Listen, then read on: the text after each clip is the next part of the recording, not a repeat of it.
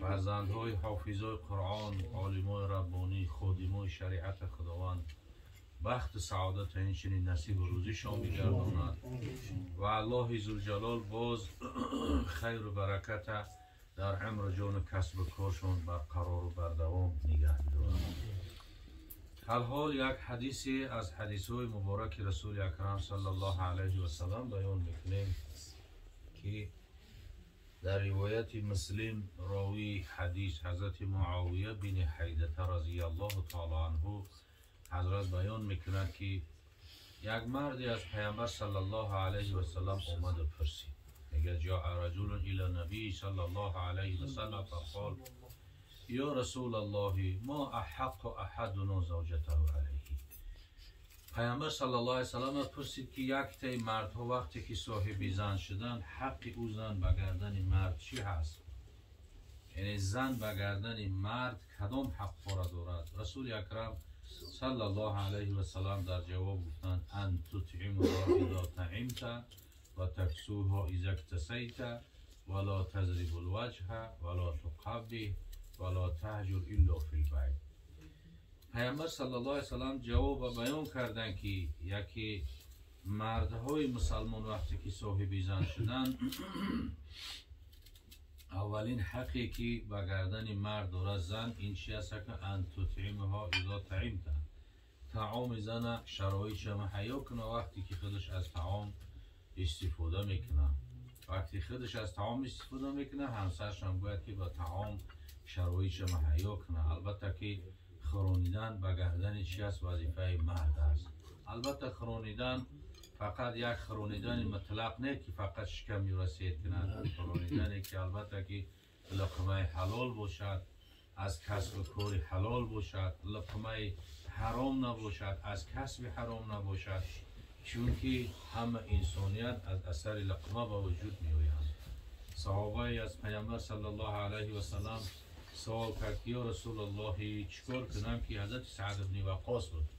حضرت پرسید که یا رسول الله چه عمل داشته باشم که من مستجیب دعوات شم، یعنی همون شخصیتی بشم که همه دعای کردگی من الله ذوالجلال اجابت کند.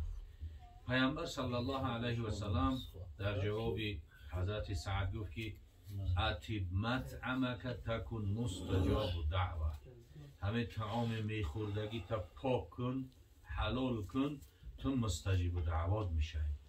وقتی که طعام حلال باشد، طعام پاک باشد، از وجه حلال باشد، از کسب حلال باشد، انسان چی از دعاهاش مستجاب میشود. یکی از شرط های اجابت شدن دعا همین چی است؟ لقمه پاک است.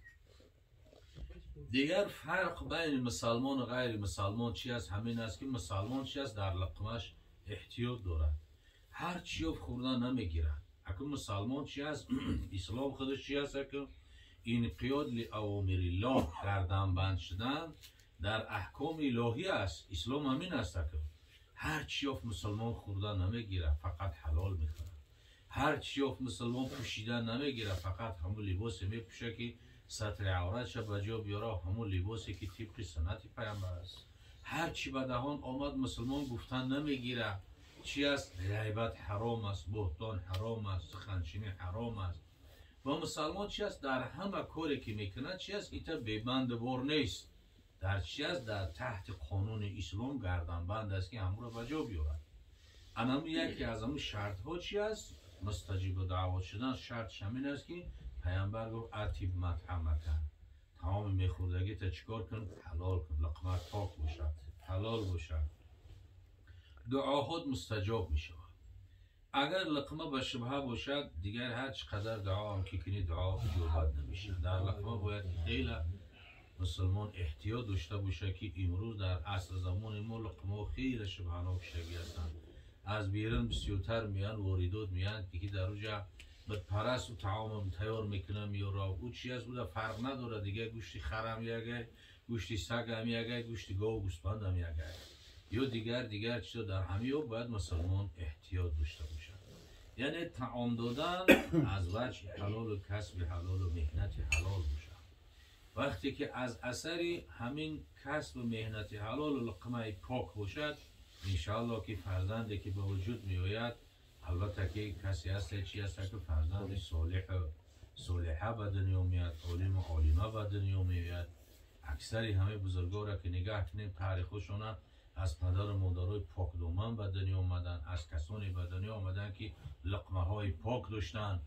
حضرت خواجه عبدالله انصاری پیر هرات بیان میکنه که مادرش پرسیدن که به چی سبب فرزندی تی قدر خداوند بزرگی را نصیبش کرد. مادر خواجه عبدالله انصاری گفت وقتی که حامله و عبدالله شدم به خود عهد کردم که هرگیز لقمه شبهناک به دهن نبرم در دوران حاملگی.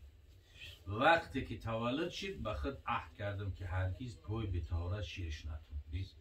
این قدر وقتی که مادر به این درجه باشه حتما که فرزند او عالم می شود، صالح می شود، فرزند او خادم شریعت می شود.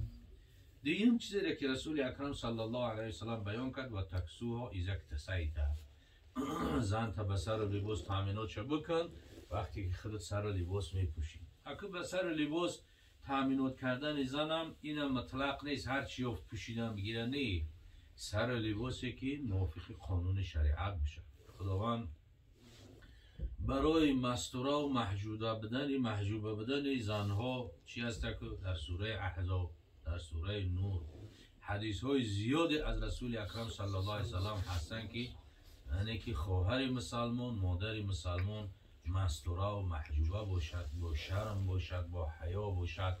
چی است دیگر همین است که زن مسلمان از غیر مسلمان فرقیتش همین است که زن مسلمان شرم داره، حیا داره، مستوره است، محجوبه. هر کدام از همین ما و شما دل خواه کسی که نباشد در همین مردم تاجیکستان ما و شما یک بار مادرامون رو فکر کنیم، ماماها بیبی هامون رو فکر کنیم چگونه بودن. همین تا سر لباسی دوشنه که حتی کمی دوکه داشت و که همین تا میپیچون، همین تا دهنش میپیچون خشرو، نه گردنش میتوب نه گوشوش میتوب. آستینو همین آستینو مخصوص همین خبرد که تونو کی دست بود. آستین هم مادرامو تونو کی دست بود. از مرد که تویجه را سنت اما از زنو همین قدر بود. همین وقت سلام میکرد همون آستینش قد سلام میکرد، دستی برهنه سلام نمیکرد. همون چی هست که همین تا سر لباسی نازنین داشتن که همش موافق قانون شریعت بود. یعنی و تکسوها اذا اکتسیت، به سر لباس، سر لباسی که موافق قانون شریعت باشه، سر لباسی که البته که لباسی تابستونه، لباسی زمستونه حق زن است در گردن شوهرش که باید تامینات شوهر بکنه. خیلی که ولیمتری عادت شده است یک شوهر میکنه عروس میره تو 2-3 سال دیگه و نه پشاک میخوره و مردک نه پروا داره، فقط میره خونه پدر و مادرش کردن میگیره. نه، در گردن پدر و مادرش دیگه سر و لباس نیست، در گردن شوهر او سر و لباس شریعت گذاشته میگیره.